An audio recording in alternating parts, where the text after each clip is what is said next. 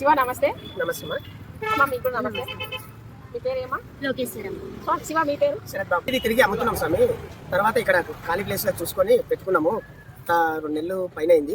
ఇక్కడికి వచ్చిన వాళ్ళ ప్రతి వాళ్ళు కుసులు అడుగుతున్నారు తప్ప అదే పెద్ద పెద్ద మార్కెట్లకు అక్కడ పోయి ఏ మాట అడగకుండా ఎంత చెప్తే అంత కొంటారు. ఈ చిన్న బిజినెస్ కి ఇట్లా కొంటున్నారు. ఈ రేట్లు తగ్గించమని అది మేము ఆల్రెడీ మార్కెట్ ఎంత పడితే అంత తెచ్చుకొని ఇక్కడ ఒక 2 రూపాయలకి ఎక్కువ అమ్ముకుంటున్నాం. మా జీవనానికి సరిపోయేంత వస్తుంది. ఎక్కువ వస్తుంది, తక్కువ వస్తుంది, ఒకసారి వేస్ట్ అయిపోయి కూడా అవుతున్నాయి. ఎప్పుడు వచ్చిన కూరగాయలు అప్పుడు ఫ్రెష్ గా ఇస్తున్నామండి మేము ఇక్కడ కూరగాయలు.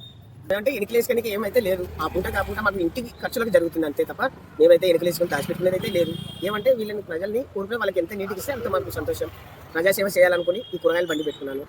ఏమంటే కుసుర్లు ఇవి అడగకుండా ఎంత పడితే అంత, దానికన్నా ఒక 2 రూపాయలు మేము అడుగుతాం. పెద్ద పెద్ద మార్కెట్లకు పోతే ఎంత చెప్తే అంత కొంటున్నారు. మా దగ్గర చూసుకొని తీసుకోండి. శరత్ బాబు, లోకేశ్వరి భార్య భర్త గత 2 నెలల నుంచి ఇక్కడ కూరగాయలు బిజినెస్ చేస్తూ ఉన్నారు. కూరగాయలు చాలా ఫ్రెష్గా ఉంటాయి, చాలా రీజనబుల్గా ఉంటాయి. వీధి తిరిగి అమ్ముకుంటారు.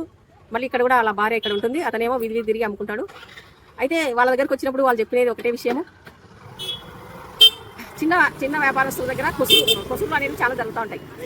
ఇప్పుడు నాకు అనిపించింది ఏమంటే ప్రేక్షకులకు నాకు అనిపించింది తెలియజేయాలనుకుంటున్నాను. ఒక షాపింగ్ మాల్కి వెళ్తే అక్కడ ఫిక్స్డ్ రేటు ఎంత ఉంటే అంత పెట్టి లక్షల్లో వేలలో మనం కొంటాం. పాపం పేదవాళ్ళు వాళ్ళు ఎక్కడ మార్కెట్ నుండి తెచ్చుకోవాలి, మిగులుతే కూడా మళ్ళీ వాళ్ళ అవి పారపోయాలి. ఆ విధంగా నష్టాలు కూడా ఉంటాయి. వాళ్ళకు మిగిలేది రూపాయనే. ప్రేక్షకులకు నేను ఒకటే తెలియజేస్తున్నాను, నా మనసులో ఉన్న మాట.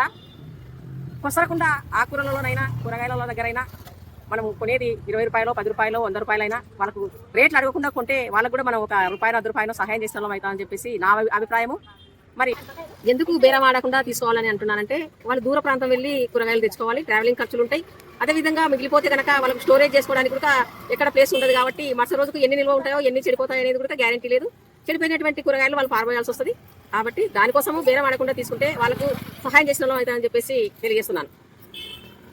అసలు అనిపించినటువంటి విషయాన్ని మీకు తెలియజేసినాను. మీరు ఏమనుకుంటున్నారో కామెంట్ రూపంలో తెలియజేయండి. వీడియో కనుక నచ్చితే షేర్ చేయండి, సబ్స్క్రైబ్ చేసుకోండి, లైక్ చేయండి. మా వీడియోను ఆదరించండి అని చెప్పేసి కోరుకుంటూ ప్రేమతో మీ ప్రమీలమ్మ.